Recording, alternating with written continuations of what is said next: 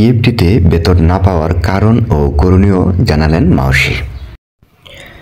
বেসরকারি শিক্ষা প্রতিষ্ঠানে কর্মরত প্রায় 4 লক্ষ শিক্ষক কর্মচারীকে ইলেকট্রনিক ফান্ড ট্রান্সফার বা ইএফটির মাধ্যমে বেতন ভাতা দেওয়ার উদ্যোগ নিয়েছে সরকার। ইতিমধ্যে 1.5 লাখেরও বেশি শিক্ষক কর্মচারী প্রথম ধাপে ইএফটিতে বেতন পেয়েছেন। আরও 1 লক্ষ শিক্ষক কর্মচারী চলতি সপ্তাহে বেতনের মেসেজ পাবেন। তবে শিক্ষক কর্মচারীদের বড় একটি অংশ 2 ধাপে ইএফটিতে বেতন পাবেন না।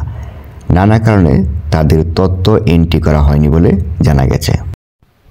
মাধ্যমিক ও উচ্চ শিক্ষা অধিদপ্তরের এডুকেশন ম্যানেজমেন্ট ইনফরমেশন সিস্টেম ইএমএসএলের একটি সূত্রে জানিয়েছেন, একাধিক কারণে শিক্ষক কর্মচারীদের বড় একটি অংশ প্রথম ধাপে ইএফটিতে বেতনের মেসেজ পাননি।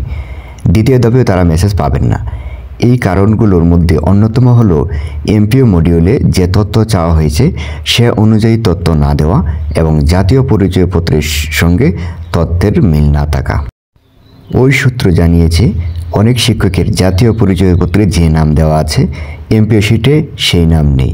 আবার কারো কারো নামের শুরুতে মোহাম্মদ থাকলেও তিনি মোকারমু ডট লিখেছেন।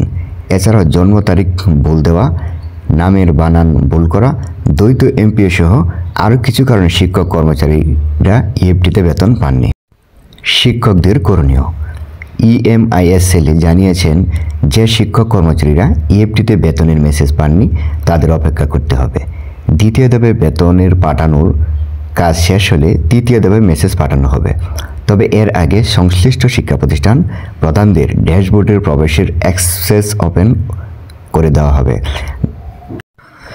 নাম অপ্রকাশিত রাখার শর্তে ইএমআইএসএলের এক কর্মকর্তা দ্য ডেইলি ক্যাম্পাসকে জানান, প্রথম ধাপে যারা ইএফটিতে বেতনের মেসেজ পাননি এবং দ্বিতীয় ধাপে যারা মেসেজ পাবেন না তাদের আপাতত অপেক্ষা ছাড়া কিছু করার নেই। দ্বিতীয় ধাপের কার্যক্রম শেষ হওয়ার পর কী কারণে বেতনের মেসেজ পাননি সে বিষয়টি প্রতিষ্ঠান প্রধানদের জানিয়ে দেওয়া হবে। ওই কর্মকর্তা আরও জানান, প্রতিষ্ঠান প্রধানরা বেতন না পাওয়া শিক্ষক কর্মচারীদের ভুল হওয়া তথ্যগুলো সংশোধন করে দিবেন। এরপর পুনরায় তথ্য পাঠাবেন। পরবর্তীতে সেই তথ্যগুলো যাচাই বাছাই শেষে বাদ পড়া শিক্ষক ও কর্মচারীদের তৃতীয় ধাপে ইএফটিতে বেতনের মেসেজ পাঠানো হবে।